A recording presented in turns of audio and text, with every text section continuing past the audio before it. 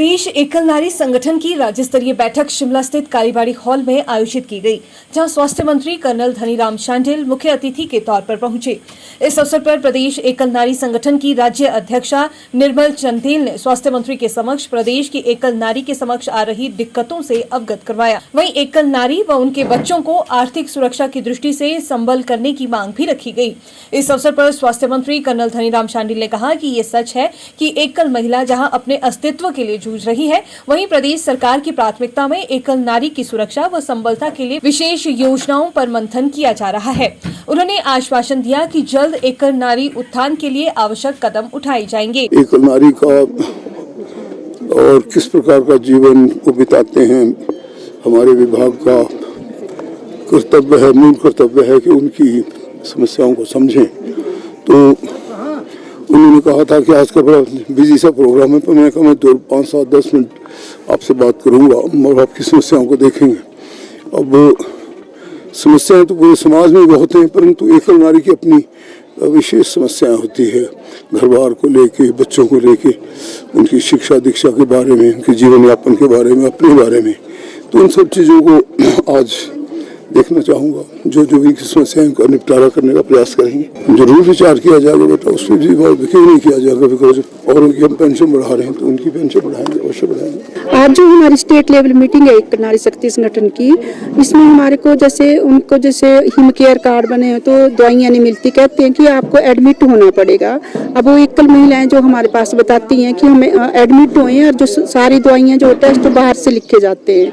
Number 2, जैसे उनके जो बच्चे हैं तो उनको जैसे राजस्थान की तर्ज पर हम कह रहे हैं कि वहाँ पर ये है कि कांग्रेस सरकार ने वहाँ पर सर्कुलेशन GR निकाला है कि जिनके जो एकल महिलाओं के बच्चे हैं उनको 3,000 पर मंथ उनको पढ़ाई के लिए देते हैं। तो उस तरह से जो वहाँ पर जो योजना लागू की है उसको भी इस तरह से हिमाचल प्रदेश में लागू किया जाए। और जैसे परित्यक्त महिलाएं, इनकी संख्या दिन प्रतिदिन बढ़ रही है, तो हम उनको कह रहे हैं कि उत्तराखंड और राजस्थान की तर्ज पे इनको भी परिभाषित किया जाए। जैसे उत्तराखंड में 1 साल से हैं और राजस्थान में 3 साल से हैं, और हम काफ़ी साल से मांग कर रहे हैं। और जैसे कि महंगाई को देखते हुए जो पेंशन है वो अभी 1150 है, कम से कम उसको 5,000 किया जाए, जो हमारी मांग है। और जो महंगाई इतनी है, गैस सिलेंडर जो है वो 1200 रुपये का है। और सबसे बड़ी बात है कि जो महिलाओं को दिक्कत आ रही है फील्ड में, कि वो जब जाती हैं, जैसे परित्यक्त महिलाएं, उनको कुछ भी नहीं मिल रहा, ना उनके बच्चों को, क्योंकि अगर वो कहीं उनके ससुराल मंडी में है तो वहाँ वोट डालने में नहीं जा सकती हो, ना उनको राशन कार्ड उनके वहाँ पर है। तो सरकार उनको परिभाषित करे कि कौन एकल महिला है, कितनी कैटेगरी की है, कितने पति, कईयों के पति लापता हैं तो उनको जैसे FIR दर्ज नहीं की हुई है तो 14 साल हो गए, 18 हो गए। अब उनको अवेयरनेस किया हमने, तो आगे करेंगे तो 7 साल और लगेंगे।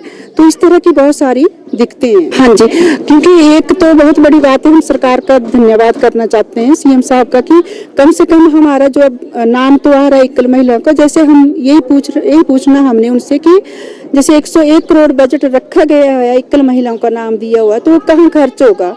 और दूसरी बात है कि जो 7,000 कहा कि हम एकल महिलाओं के मकान बनाएंगे, पर वो हम जो अभी बात उठ रही है कि वो कहाँ बनेंगे और किसके बनेंगे, वो हमारे को पूर्ण जानकारी चाहिए।